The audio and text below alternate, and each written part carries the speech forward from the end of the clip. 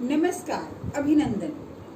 आज की हमारी कक्षा कुछ पुनरावृत्ति पर आधारित है। बच्चों, पिछले दिनों हमने जो भी कार्य किया, आपको उसकी एक कक्षा परीक्षा देनी है, जिससे पहले पुनरावृत्ति आवश्यक है। तो आज मैं वाक्य और पत्र लेखन की पुनरावृत्ति कराऊंगी, जिससे आप कक्षा परीक्षा में अपना अच्छा दे सके, अपना बेस्ट दे सके।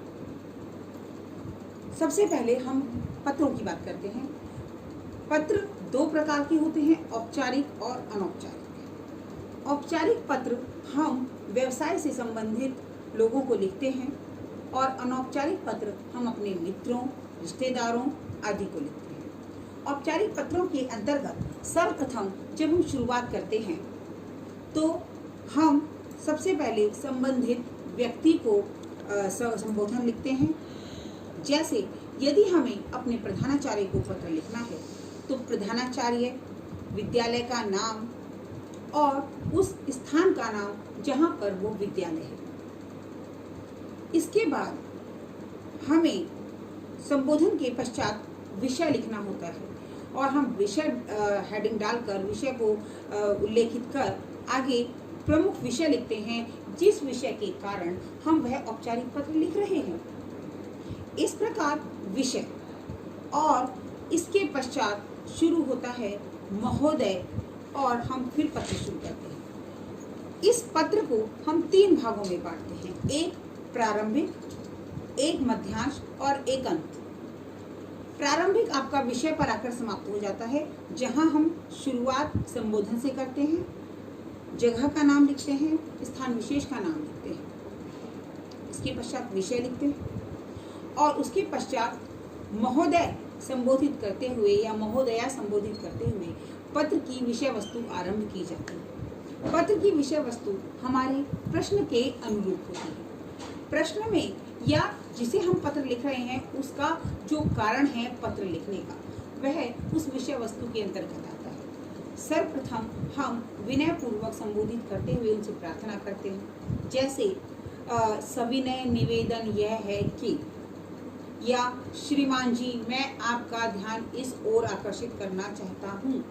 इस तरह की विनम्रता पूर्वक पंक्ति के साथ हम पत्र की शुरुआत करते हुए संक्षेप में थोड़ा सा अपना परिचय देते हुए पत्र लिखने का कारण बताते हैं।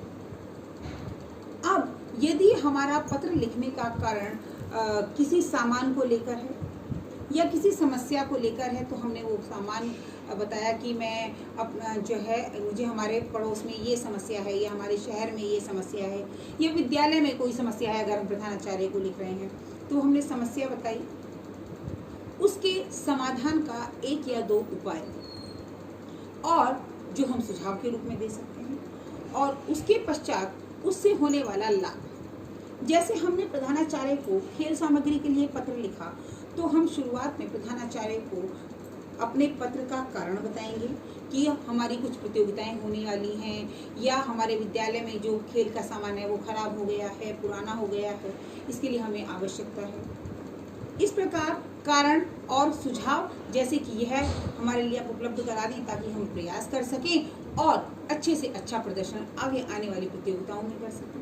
या यदि हम किसी पुलिस अधीक्षक या अन्य किसी अधिकारी को पत्र लिखते हैं तो हम उन्हें इसी प्रकार कारण और सुझाव बता सकते हैं। उसके पश्चात हम उनके प्रति धन्यवाद व्यक्त करते हैं कि ऐसा करने से बहुत लाभ होगा, जो भी उसका लाभ होगा वो हम लिखेंगे और हम इसके लिए आपके बहुत आभारी रहेंगे। इस प्रकार इन तीन भागों में बांटकर अपने पत्र को पूरा करते हुए अंत में उनके प्रति कृतज्ञता प्रकट करेंगे कि आपकी अति कृपा होगी, धन्यवाद। ये हो गया आपका मध्यांश। और अंत में धन्यवाद भवदीय, अपना परिचय, आपका आज्ञाकारी शिष्य, अपना परिचय। इस प्रकार हम तीन भागों में बांटकर इस पत्र को पूर्ण करते हैं और विषय वस्तु को भी तीन भागों में बांटकर ही पूर्ण करते हैं, तो हम एक अच्छा पत्र लिख सकते हैं। इसके लिए हमें पत्रों को रटना आवश्यक बिल्कुल भी नहीं है, केवल हमें उसे लिखने का तरीका पता होना चाहिए, वो पैटर्न पता होना चाहिए, वो पद्धति पता होनी चाहिए। उसे दिमाग में रखकर केवल प्रश्न को के आधार पर हम अपना पत्र पूर्ण कर सकते हैं। अब पुनरावृत्ति की हम बात कर रहे थे, तो दूसरा हम विषय लेते हैं वाक्य। जी हाँ, वाक्य वह हमने पढ़ा रचना के आधार पर वाक्य। 10वीं कक्षा में हमारे पाठ्यक्रम में रचना के आधार पर वाक्यों का समावेश है। इसके अंतर्गत हमने 3 प्रकार के वाक्यों को समझा। 3 प्रकार के वाक्य: सरल, संयुक्त और मिश्र। सरल वाक्य, संयुक्त वाक्य और मिश्र वाक्य। सरल वाक्य वो वाक्य होते हैं जिनमें एक क्रिया होती है। संयुक्त वाक्यों में 2 स्वतंत्र वाक्य होते हैं जिन्हें किसी एक शब्द द्वारा हम जोड़ देते हैं। मिश्र वाक्यों में एक प्रमुख वाक्य होता है जबकि दूसरा गौण वाक्य होता है जो उस पर आधारित होता है। जैसे राम ने खाना खाया, सरल वाक्य। राम ने खाना खाया और मोहन ने चाय पी, संयुक्त वाक्य। आपको समझ आया होगा। सरल वाक्य राम ने खाना खाया, एक क्रिया वाला वाक्य सरल वाक्य। राम ने खाना खाया और मोहन ने चाय पी, 2 वाक्य, दोनों का स्वतंत्र अस्तित्व है और के माध्यम से उन दोनों को जोड़ा गया है। इस प्रकार यह एक संयुक्त वाक्य है। लेकिन अगर हम मिश्र वाक्य की बात करें कि मैं दिल्ली गया, प्रमुख वाक्य, क्योंकि मुझे बहुत जरूरी काम था। यह वह लड़का है जिसे मैं जानता हूँ। यह वह लड़का है जिसे मैं जानता हूँ। मैं जानता हूँ प्रमुख वाक्य, यह वह लड़का है। अगर हम किसी को यह बात कहकर छोड़ दें कि यह वह लड़का है तो बात आधी रह जाती है। लेकिन जिसे मैं जानता था प्रमुख वाक्य के साथ जोड़ देने से यह वाक्य पूर्ण हो गया और यह क्या बन गया?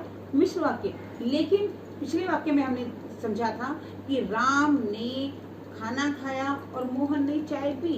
राम ने खाना खाया, बात खत्म। मोहन ने चाय पी, दैट्स ओके।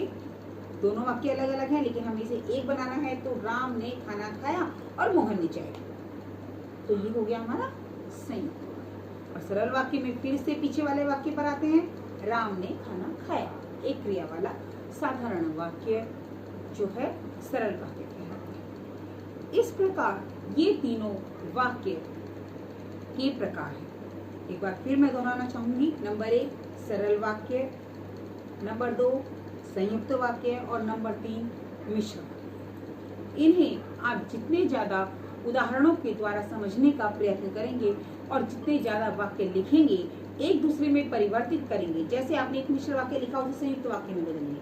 संयुक्त वाक्य को हमने पढ़ा, उसे मिश्र वाक्य में बदलिए या उसे एक सरल वाक्य बनाइए, तो हम बहुत अच्छे से इसे समझ पाएंगे। इसके लिए आपको जो अभ्यास कार्य दिया जाएगा उसे आप पूर्ण रूप से करें और समझें। धन्यवाद।